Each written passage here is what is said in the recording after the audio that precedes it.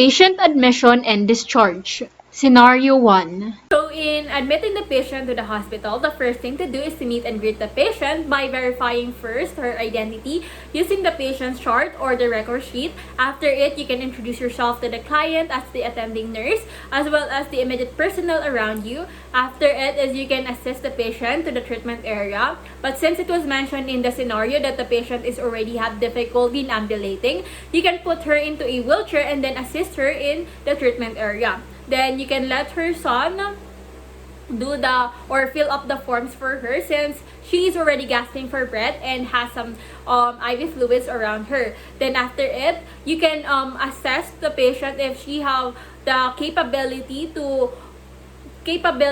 to change into the hospital gown by her own, but if not, you can assist her in changing the hospital gown. Then after it, you can proceed in performing the initial nursing assessment first by gathering the information about the patient's immediate health concern, which may include the physical, psychological, social, physiological, and spiritual needs of the client. Then after it is you can establish the baseline data of the client by taking first the vital signs such as the temperature, the blood pressure, the pulse rate, the respiration rate. Then do some history taking. Then after doing some history taking, you can proceed in physical examinations, then psychosocial assessment, then safety assessment as well. Then after it is you can prepare now for a summary of the nursing assessment. All the data that you have gathered, you can summarize it in one nursing admission assessment. Then after it is you can proceed in other activities of the nurse such as coordinating with a physician and then carrying out their initial orders.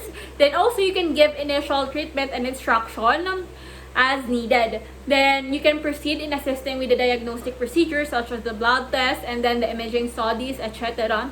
After it is you can also coordinate with the unit or the ward nurse for the preparation of the unit. Assisting patient with gown change. Changing a hospital gown for a patient with an IV line. So the first thing to do is to untie the patient's gown at the back. Then get the bath blanket. Then put it over the patient. Then next is to remove the hospital gown on the patient's right side since the IV fluid is on the left side of the patient. Then remove also. Make sure that the clean gown is near the patient. Then remove the other side of the gown.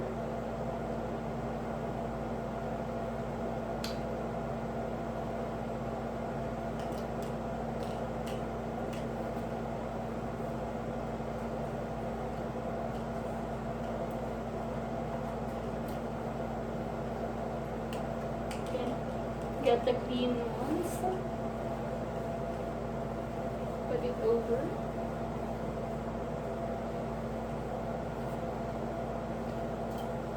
then hang it again.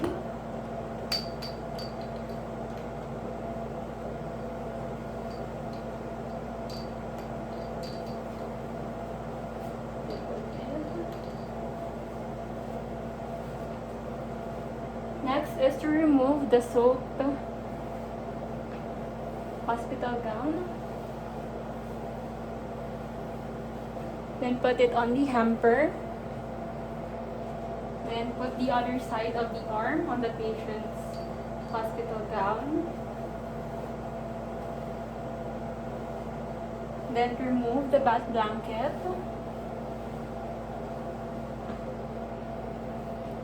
Put it on the hamper as well. Then untie the patient's gown. And after it is to adjust the bed height as well as put on the side rails. Then before leaving the client on the bedside, make sure that the count of the rate of flow of the infusion is correct. Then lastly is to wash your hands properly and document all the nursing actions that was performed in the client. Patient discharge. So in patient discharge, the first thing to do is to check for the written doctor's order. If the patient is already allowed to be discharged, then after it is to ensure the discharge plan or the other forms are now available. Then you can also confirm the information to the patient by a teach back technique, what the patient will do in case she experience again the things that she experienced, like difficulty ambulating, gasping for breath. Then you can also provide for the hospital numbers, so hospital contact numbers in case she experienced the things that I mentioned earlier. Then you can also hand over now the patient's belongings as well as the discharge slip or the card. Then you can identify the transportation arrangement of the client, what she will be riding on the way to her house to ensure that she is safe. Then you can document the nursing actions, what the nurse have done. Then lastly is you can coordinate with the hospital staff on the after unit, regarding the after unit of the nurse.